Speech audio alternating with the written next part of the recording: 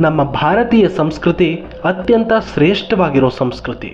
ನಮ್ಮ ಸನಾತನ ಪರಂಪರೆಯ ವೇದ, ಪುರಾಣ, ಉಪನಿಷತ್ತುಗಳು ಅದ್ಭುತ ಅಂತಾನೆ ಹೇಳಬೇಕು. ಈ ವೇದಗಳನ್ನು, ಪುರಾಣಗಳನ್ನು, ಅವುಗಳಲ್ಲಿರೋ ರಹಸ್ಯಗಳನ್ನು ನಮ್ಮಿಂದ ಸಂಪೂರ್ಣವಾಗಿ ಅರ್ಥ ಮಾಡ್ಕೊಳ್ಳೋದಕ್ಕೆ ಸಾಧ್ಯವಾಗಿಲ್ಲ ಅಷ್ಟೇ. ಇಂತಹ ನಮ್ಮ ಪರಂಪರೆ ಕೇವಲ ದೇವರ ಮೂರ್ತಿಯನ್ನು ಮಾತ್ರ ಪೂಜಿಸು ಅಂತ ಹೇಳುವಂಥ ಸಂಕುಚಿತ ಪರಂಪರೆಯಲ್ಲ. ಇಡೀ ಪ್ರಕೃತಿಯ ಪ್ರತಿಯೊಂದು ಕಣದಲ್ಲೂ ದೇವರನ್ನು ಕಾಣುವಂತೆ ತಿಳಿಸುತ್ತೆ. ಅದರಲ್ಲೂ ಪ್ರಾಣಿ ಪಕ್ಷಿಗಳಿಗೆ ಇನ್ನಷ್ಟು ವಿಶೇಷ ಸ್ಥಾನಮಾನವನ್ನು ಕೊಟ್ಟಿದೆ. ಪ್ರತಿಯೊಂದು ದೇವರಿಗೂ ಕೂಡ ಒಂದೊಂದು ಪ್ರಾಣಿಯನ್ನು ಅಥವಾ ಪಕ್ಷಿಯನ್ನು ವಾಹನವಾಗಿ ಸೂಚಿಸುವುದರ ಮೂಲಕ ಆ ಪ್ರಾಣಿಗಳ ರಕ್ಷಣೆಯಿಂದ ಇಂತಹ ದೇವರ ಕೃಪೆಗೆ ಪಾತ್ರರಾಗ್ತೀರಾ ಅಂತ ಹೇಳ್ತಾ ಅವುಗಳ ರಕ್ಷಣೆಯ ಜವಾಬ್ದಾರಿಯನ್ನು ಭಕ್ತಿಯ ಮೂಲಕ ನಮಗೆ ವಹಿಸಿದೆ. ಅಂತಹ ಪ್ರಾಣಿಗಳಲ್ಲಿ ಅತ್ಯಂತ ಅದ್ಭುತ ಅನಿಸುವಂಥ, ರಹಸ್ಯಮಯ ಅನಿಸುವಂಥ, ಹಾಗೆ ಪವಿತ್ರ ಅಂತ ಭಾವಿಸುವ ಕೆಲವು ಪ್ರಾಣಿಗಳ ಬಗ್ಗೆ ಈ ವಿಡಿಯೋದಲ್ಲಿ ನೋಡೋಣ. ಮೊದಲನೆಯದ್ದು ಐರಾವತ. ಈ ಐರಾವತ ಅನ್ನೋ ಪ್ರಾಣಿಯ ಬಗ್ಗೆ ಪ್ರತಿ ಹಿಂದೂ ಪುರಾಣಗಳಲ್ಲಿ ಕೂಡ ಒಂದಲ್ಲ ಒಂದು ಕಡೆ ಸಿಕ್ಕೇ ಸಿಗುತ್ತೆ. ಈ ಹೆಸರನ್ನು ಕೇಳದ ಭಾರತೀಯರು ಇರೋದಕ್ಕೆ ಸಾಧ್ಯವೇ ಇಲ್ಲ, ಅಷ್ಟೊಂದು ಪಾಪ್ಯುಲರ್ ಈ ಪ್ರಾಣಿ. ಇದು ಶ್ವೇತವರ್ಣದ ಭಾರೀ ಗಾತ್ರದ ಆನೆಯಾಗಿದೆ. ಈ ಐರಾವತ ಹಿಂದೆ ದೇವತೆಗಳು ಮತ್ತು ರಾಕ್ಷಸರು ಸೇರಿ ನಡೆಸಿದ ಸಮುದ್ರ ಮಥನದ ಕಾಲದಲ್ಲಿ ಉದ್ಭವವಾಯಿತು ಅನ್ನೋ ಉಲ್ಲೇಖ ನಮ್ಮ ಪುರಾಣಗಳಲ್ಲಿ ಸಿಗುತ್ತೆ. ಈ ಆನೆ ದೇವೇಂದ್ರನ ವಾಹನ.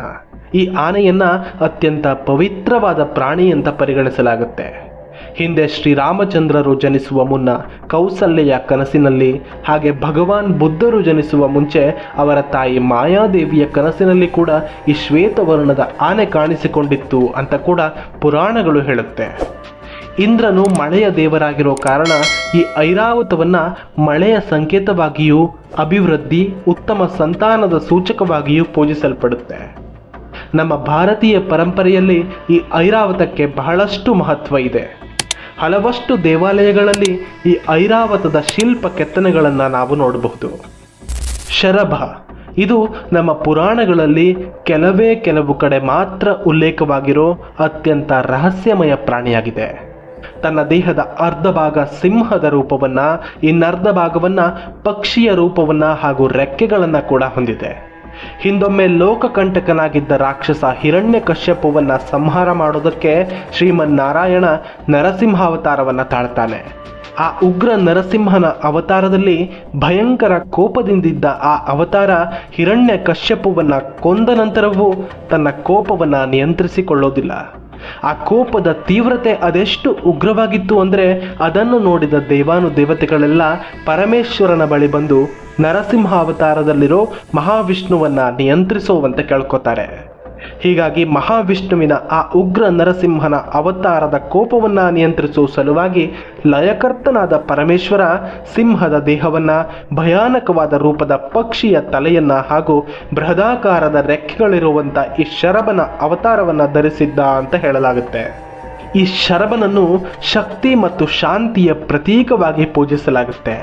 ಈ ಶರಭಾವತಾರದ ಕೆತ್ತನೆಗಳಷ್ಟೇ ಅಲ್ಲದೆ ಇದರ ಮೂರ್ತಿಯನ್ನ ಕೂಡ ಹಲವು ಶಿವನ ದೇವಸ್ಥಾನದಲ್ಲಿ ಪೂಜಿಸಲಾಗುತ್ತೆ. ಜಟಾಯು ಮತ್ತು ಸಂಪಾತಿ. ತ್ರೇತಾಯುಗದ ಶ್ರೀರಾಮಾಯಣದಲ್ಲಿ ಜಟಾಯು ಮತ್ತು ಸಂಪಾತಿ ಅನ್ನೋ ಎರಡು ಶಕ್ತಿಶಾಲಿ ಪಕ್ಷಿಗಳ ಉಲ್ಲೇಖ ಕಂಡುಬರುತ್ತೆ. ತಂದೆಯ ಮಾತಿನಂತೆ 14 ವರ್ಷ ಅರಣ್ಯಕ್ಕೆ ಬಂದ ಶ್ರೀರಾಮ ಕಾಡಿನಲ್ಲಿ ವಾಸಿಸ್ತಾ ಇದ್ದಾಗ ದಶಕಂಠನಾದ ರಾವಣ ಸೀತಾಪಹರಣಕ್ಕೆ ಬಂದು ಆಕೆಯನ್ನ ಎಳೆದೊಯ್ತಾನೆ. ಆಗ ರಾವಣನಿಗೆ ಅಡ್ಡ ಬಂದ ಜಟಾಯು ತನ್ನ ಪ್ರಾಣದ ಹಂಗನ್ನ ತೊರೆದು ರಾವಣನೊಂದಿಗೆ ಕಾದಾಟಕ್ಕಿಳಿಯುತ್ತೆ. ಪರಸ್ತ್ರೀಯನ್ನ ಬಲವಂತವಾಗಿ ಹೊತ್ತೊಯ್ಯುತ್ತಿದ್ದ ರಾವಣನ ಅಧರ್ಮಕ್ಕೆ ಎದುರಾಗಿ ಧರ್ಮ ರಕ್ಷಣೆಗಾಗಿ ತನ್ನ ಪ್ರಾಣದ ಹಂಗನ್ನ ಬಿಟ್ಟು ಅವನೊಡನೆ ಯುದ್ಧ ಮಾಡುತ್ತೆ. ಆದರೆ ರಾವಣನನ್ನ ಸೋಲಿಸೋದಕ್ಕೆ ಸಾಧ್ಯವಾಗದೆ ಅರೆ ಜೀವವಾಗಿ ತನ್ನ ರೆಕ್ಕೆಯನ್ನ ಕಳೆದುಕೊಂಡು ನೆಲಕ್ಕುರುಳುತ್ತೆ. ರಾಮ ಲಕ್ಷ್ಮಣರು ಆ ದಾರಿಯಲ್ಲಿ ಬರೋವರೆಗೂ ಕಾದು ತನ್ನ ಅರೆ ಪ್ರಾಣವನ್ನ ಹಿಡಿದಿಟ್ಟುಕೊಂಡು ಅವರಿಗೆ ವಿಷಯವನ್ನ ತಿಳಿಸಿ ತನ್ನ ಪ್ರಾಣವನ್ನ ತ್ಯಜಿಸುತ್ತೆ. ಇನ್ನು ಈ ಜಟಾಯುವಿನ ಸಹೋದರ ಸಂಪಾತಿ ಕೂಡ ಸೀತೆಯನ್ನ ಹುಡುಕುತ್ತಾ ಸಮುದ್ರ ತೀರಕ್ಕೆ ಬಂದ ರಾಮನ ವಾನರ ಸೇವಕರಿಗೆ ಲಂಕೆಯ ಮಾಹಿತಿಯನ್ನ ಹಾಗೂ ಲಂಕೆಯಲ್ಲಿ ಸೀತೆಯ ಹೋಲಿಕೆ ಇರಬಹುದಾದ ಸಾಧ್ವಿ ಹೆಂಗಸಿನ ಮಾಹಿತಿಯನ್ನ ಕೊಟ್ಟು ರಾಮ ಕಾರ್ಯದಲ್ಲಿ ಭಾಗಿಯಾಗುತ್ತೆ. ಈ ಸಂಪಾತಿ ಹಾಗೂ ಜಟಾಯುವನ್ನ ಇವತ್ತಿಗೂ ನಾವು ನೆನಪಿಸಿಕೊಳ್ತೀವಿ. ನಿಸ್ವಾರ್ಥ ಸೇವೆ, ಧರ್ಮರಕ್ಷಣೆ ಅನ್ನೋ ತತ್ವವನ್ನು ಜಟಾಯು ಪ್ರತಿನಿಧಿಸಿದರೆ, ಸಂಪಾತಿ ತ್ಯಾಗ ಹಾಗೂ ಸಹಾಯದ ಮಹತ್ವವನ್ನು ಸಾರುತ್ತೆ.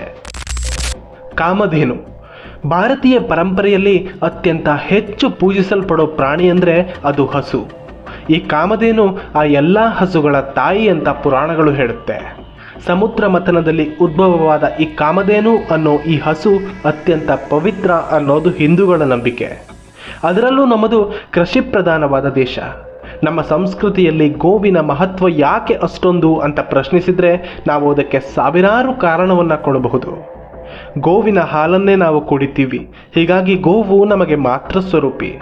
ಗೋವಿನ ಮೂತ್ರ, ಸಗಣಿಯಿಂದ ನಾವು ಗೊಬ್ಬರವನ್ನು ತಯಾರಿಸ್ತೀವಿ. ಇದು ಮಣ್ಣನ್ನು ಅತ್ಯಂತ ಫಲವತ್ತಾಗಿ ಮಾಡುತ್ತೆ ಅನ್ನೋದು ನಮಗೆಲ್ಲ ಗೊತ್ತಿದೆ. ಹಾಲು, ಮೊಸರು, ಬೆಣ್ಣೆ, ತುಪ್ಪ ಇವೆಲ್ಲ ನಮ್ಮ ದಿನನಿತ್ಯದಲ್ಲಿ ಎಷ್ಟು ಅವಶ್ಯಕ ಅನ್ನೋದು ಕೂಡ ನಿಮಗೆ ಗೊತ್ತು. ದೇವತಾರಾಧನೆಯಲ್ಲಿ ಯಾವುದೇ ಒಂದು ರೀತಿಯಲ್ಲಾದರೂ ಈ ಗೋವಿನ ಮೂಲಕವೇ ಆಗಬೇಕು. ಯಜ್ಞ ಯಾಗಾದಿಗಳಲ್ಲಿ ಬಳಸೋ ಸಾಮಗ್ರಿಗಳಿಂದ ಹಿಡಿದು ದಾನವಾಗಿ ಕೊಡತಕ್ಕಂತಹ ಸಂಪತ್ತನ್ನಾಗಿ ಕೂಡ ನಾವು ಪುರಾತನ ಕಾಲದಿಂದಲೂ ಗೋವಿನ ಬಳಕೆಯನ್ನು ನೋಡ್ತಾ ಬಂದಿದ್ದೀವಿ. ಎಲ್ಲ ದಾನಗಳಲ್ಲಿ ಶ್ರೇಷ್ಠವಾದ ದಾನಗಳಲ್ಲೊಂದು ಈ ಗೋದಾನ ಅನ್ನೋ ಮಾತಿದೆ. ತಾನು ಕೇವಲ ಭೂಮಿಯಲ್ಲಿ ಬೆಳೆವ ಹಸಿರು ಹುಲ್ಲನ್ನು ತಿಂದು ನೀರನ್ನು ಕುಡಿದು ಅಮೃತ ಸಮಾನವಾದ ಹಾಲನ್ನು ನೀಡುವ ತಾಯಿಯನ್ನಾಗಿ ಈ ಭಾರತೀಯ ಸಂಸ್ಕೃತಿ ಗೋವನ್ನು ಪೂಜಿಸುತ್ತೆ. ಈ ಕಾಮಧೇನು ಅಂತಹ ಎಲ್ಲ ಹಸುಗಳ ತಾಯಿ ಅನ್ನೋದು ನಮ್ಮ ಪುರಾಣಗಳ ನಂಬಿಕೆ. ಕಾಮಧೇನು ಅನ್ನೋ ಪದದ ಅರ್ಥ ಬೇಡಿದ್ದೆಲ್ಲವನ್ನ ಕೊಡುವವಳು ಅನ್ನೋದೇ ಆಗಿದೆ. ಮಹಾಭಾರತದ ಮೂಲ ಕೂಡ ಈ ಕಾಮಧೇನುವಿಗೆ ಸಂಬಂಧಿಸಿದ ಕಥೆಯೇ ಆಗಿದೆ. ವಸಿಷ್ಠರ ಬಳಿ ಇದ್ದ ಕಾಮಧೇನುವನ್ನು ಅಷ್ಟವಸುಗಳಲ್ಲಿ ಒಬ್ಬನಾದ ಪ್ರಭಾಸ ಕದ್ದೊಯ್ಯೋದಕ್ಕೆ ಪ್ರಯತ್ನಿಸಿ ಮಹರ್ಷಿಗಳಿಂದ ಶಾಪಕ್ಕೊಳಗಾಗ್ತಾನೆ. ಹಾಗೆ ಶಾಪಕ್ಕೊಳಗಾಗಿ ಅನಿವಾರ್ಯವಾಗಿ ಮಾನವ ಜನ್ಮವನ್ನು ತಾಳಬೇಕಾಗುತ್ತೆ.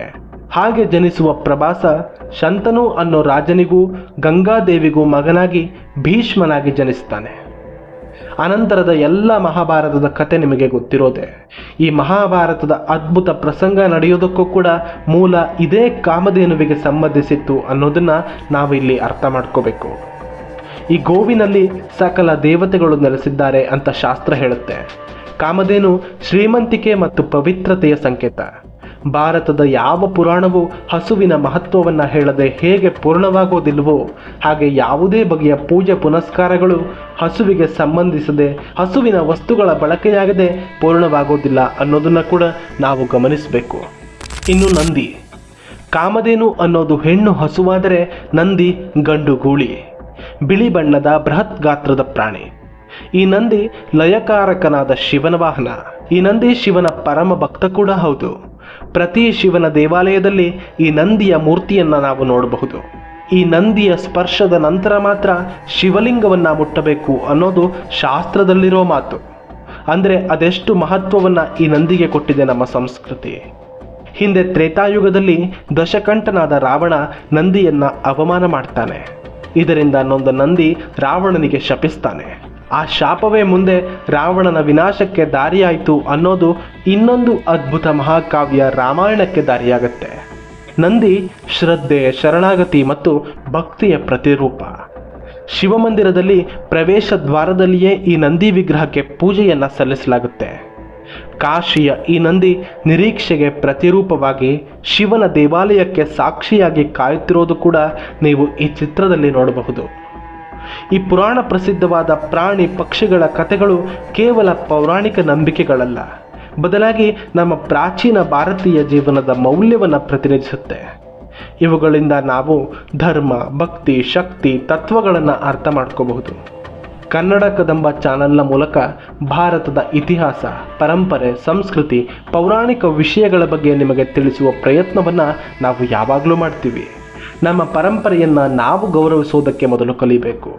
ಇಂತಹ ಇನ್ನಷ್ಟು ಪುರಾಣ ಕಥೆಗಳಿಗೆ ನಮ್ಮ ಚಾನಲನ್ನು ಸಬ್ಸ್ಕ್ರೈಬ್ ಮಾಡಿ. ಹೊಸ ವಿಡಿಯೋ ಬಂದಾಗ ನಿಮಗೆ ಗೊತ್ತಾಗಬೇಕಲ್ಲ, ಅದಕ್ಕಾಗಿ ಬೆಲ್ ಐಕಾನ್ ಕೂಡ ಪ್ರೆಸ್ ಮಾಡಿ. ನೀವು ನಮಗೆ ಸಪೋರ್ಟ್ ಮಾಡೋದ್ರಿಂದ ಇಂತಹ ಸಾವಿರಾರು ಕಥೆಗಳನ್ನು ನಾವು ನಿಮಗೆ ತಲುಪಿಸ್ತೀವಿ. ಹರ ಹರ ಮಹಾದೇವ್. ಜೈ ಶ್ರೀರಾಮ್.